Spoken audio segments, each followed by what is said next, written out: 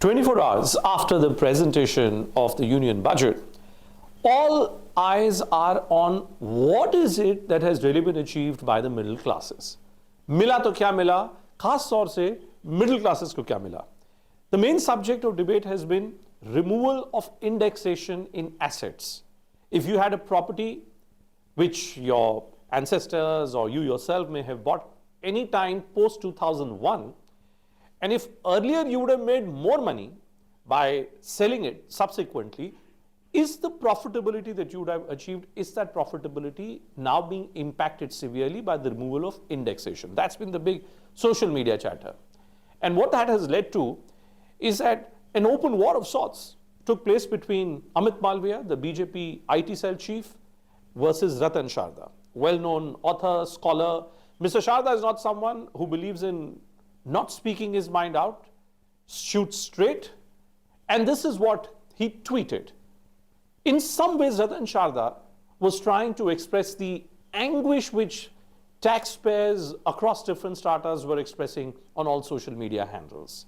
So we thought that we'll speak to Mr. Sharda to figure out exactly how does he read this budget as far as the middle classes are concerned and as far as the politics of this budget is concerned.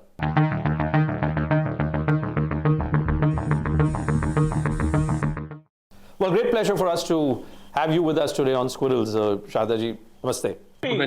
Let me first begin with Ratan ji by asking you, you speak so much on behalf of middle classes across India. Earlier as well, on several occasions, you have tweeted. If I was to ask you to look at this budget through the prism of the middle classes of our country, how would you respond?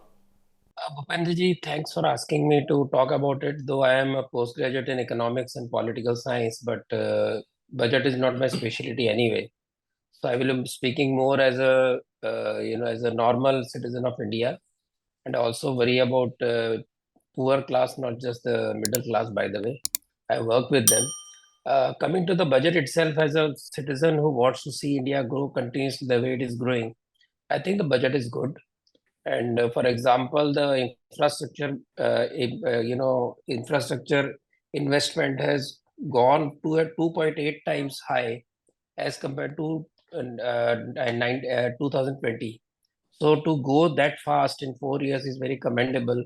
And we all know that is one of the major reasons why, while other economies failed, we went on going very strong, because if you have good infrastructure, naturally the total momentum and velocity of the economy increases multiple times. Even the reforms taken for better industrial environment also has been quite well and good during these times. So I think it's a good budget. Yes, there will be crips, there will be minor irritations, there will be minor, I would call frustrating moments, but overall, for the good of the nation, it's a very good budget. The one big factor, Ratanji, which has really created a big debate on all social media platforms is removal of asset indexation. Would it be fair to say that that middle class, which keeps expecting some relief or the other from successive regimes, once again has been let down? See, indexation, every party, every government has tried to play around with long-term capital gains tax. It has always been a matter of great contention, very grievous contention by all the parties concerned, the taxpayers, whether rich or poor. And somehow every party wants to somehow smuggle in this idea that long-term capital gains is a sin, or it should be taxed very heavily. And whether it will be costly or cheaper, we will come to know depending on the value of the particular asset that has increased over time. So just like our houses, how long back it was, for example, houses before 2001 will still have indexation, new one will not have. So whether at what time and under what appreciation you are selling the asset, based on that, it will prove whether the earlier taxation was better, this taxation is better. But this urge to somehow increase tax on these assets, on one side, even short-term gain, for example, on one side, we want people to move to mutual funds and market. On the other side, we increase the taxation. So these are mutually not very, I would say, harmonic ideas, but somewhere the revenue has to come. But Ratanji, this is the first budget which is being presented as an NDA budget. It's not a Modi 3.0 budget, it's an NDA budget. The first budget which is being presented when the BJP is not in majority. Do we say that all these stories that were fed to us over the last 10 years, that the government has great revenue going, GST collections are consistently swelling, everything was hunky-dory, do we say that the government is looking for newer sources of revenue, maybe because the story was not so hunky-dory? Do we really know the story of revenue numbers over the last 10 years? See, revenue has increased over time, not surplus any time, because government is spending heavily on various welfare measures, on various infrastructures. So naturally, you feel it's positive, but actually the revenue is revenue and expense chasing each other. As the expense is done on infrastructure, on market, on industry, the incomes increase and the money in the hand of rural population also goes on the welfare measures that kicks up the market and to see the result in the market. So they are chasing each other, but to say that we are revenue surplus is not correct. But I would say that if you want more and more expenses on social welfare and also on various industrial infrastructure, and naturally somewhere the fund has to come, even though it is marginal compared to the kind of massive expenses that are incurred on these very important industrial issues. For example, benefits to MSME, easy credit, all these are massive. For example, the cost on skilling is a great measure. Issue is that these measures take their own sweet time to show results, while the immediate feel good factor is whether you decrease the taxation or increase the taxation, whether you tinkered around with the taxation slabs, etc. That creates the right kind of, I would say, feel good factor, which is missing in the budget because of these issues like long term capital gains or even personal tax, for example. I'm very irritated since the Congress time that every time, right from Congress time in excise, you tinker with this tax, that tax, you tinker with VAT, a small here, a small there, increasing the categories, decreasing the categories. If you look at the last budget's capital, personal income tax brackets, and this year, what is the sense in tinkering with that 1 lakh here and 1 lakh there? And what do you gain out of it? Except that CA makes money, that too unhappily, and I don't understand where I stand. So, because I'm saying CA unhappily, you'll be surprised that GST filing, many CAs stopped filing GST returns because of the headache involved. And Right. I know an industry person who said that my MSME, he said my fee for the CA has increased 4 times, because once the inquiry came and I had to get all the papers, they said we can't afford such a big staff, nor can we keep on fulfilling this compliance that they require every time, and that is the reason I will charge you more and increase. Imagine the increase in cost. For me, it is not just taxation; it is the ease of doing filing your returns, resistance to continuous inquiries, continuous show cause notices to various industry people and even individuals. For example, I am chairman of a housing society. We first were disallowed exemption in the cooperative bank interest payment, which is actually as per government laws. But they filed a case, they sent a notice, and we fought it. We spent lakhs of rupees. Finally, we got a positive verdict. But they will keep on sending notices because others also got it. We got it because somebody else fought and they won it. There are smaller societies which will not fight. Why this kind of creating problem? GST also similarly, they will keep on finding people whom they can tax, and they will keep on sending notices, ask more and more details. So even in a voluntary association, you end up having so much of paperwork that office bearers say, "Why I'm doing all this?" So So therefore, this, so therefore, my problem Ratanji, is the compliance, and my yes. problem is that unless we ease those compliances, and see, the government gave power to these officers with good faith. Unfortunately, the good faith is not honored, and that is used to harass taxpayers to show that the target is going up. But look at the politics of it. Look at this Dainik Bhaskar headline, and I'll put it up for you. This headline says, "Sarkar ne satta ka samarthan मूल्य चुकाया."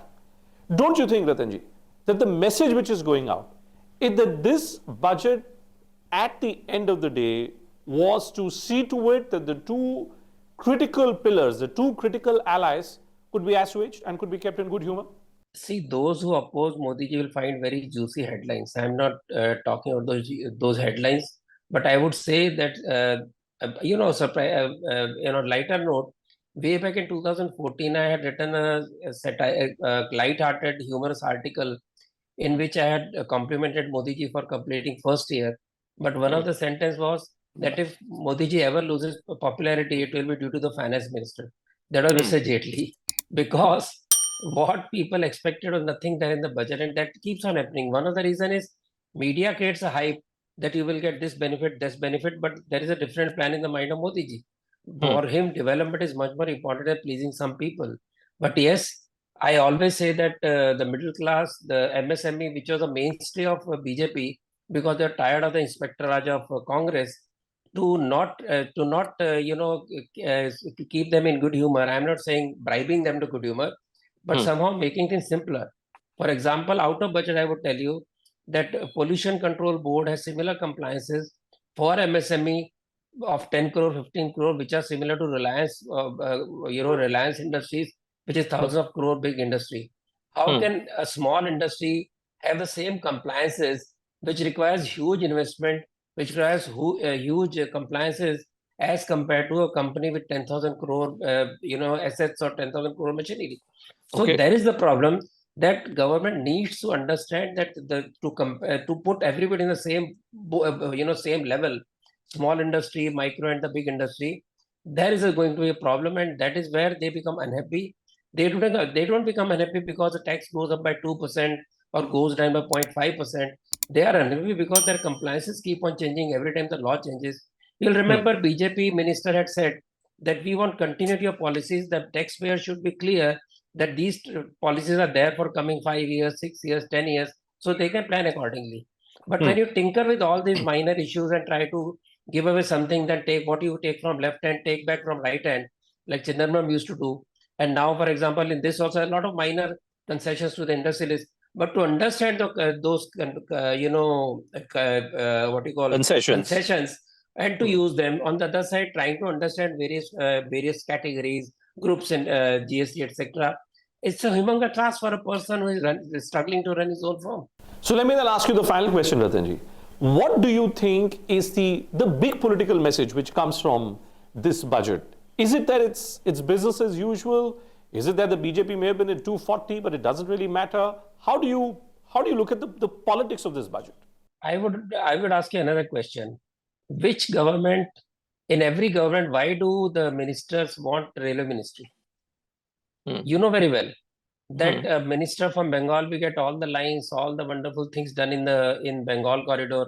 Somebody from Bihar will start trains only which go to Bihar and come back from Bihar, because that is where you favor your own constituency. So to have ministries which can actually pass on the some kind of favor to their own constituents has been regular feature of every government. As far as this government is concerned, they have never given partial treatment to anybody. Tell me honestly, does Bihar not need a special package? Bihar is one of the last one of the Bimaru states, and it has not been able to overcome national disaster, nor has been able to create industry. So should not an honest attempt be made to see to it that it rises out of this Bimaru status? Similarly, if you look at Andhra, last 10 years, nothing happened in terms of infrastructure. They had to build a capital city. They never built a capital city. They created confusion by having 3 capital cities. Nothing worked. And the more important thing that the Jagan government was busy was to give remedies and also to convert people by helping evangelists.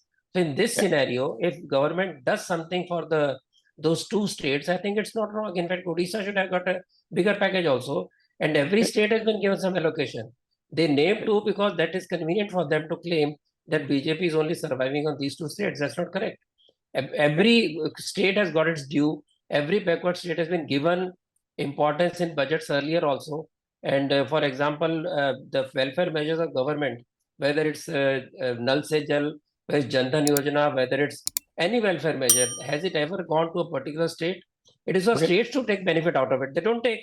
You will see budgets coming back for these measures from various state governments, whether whichever party they are.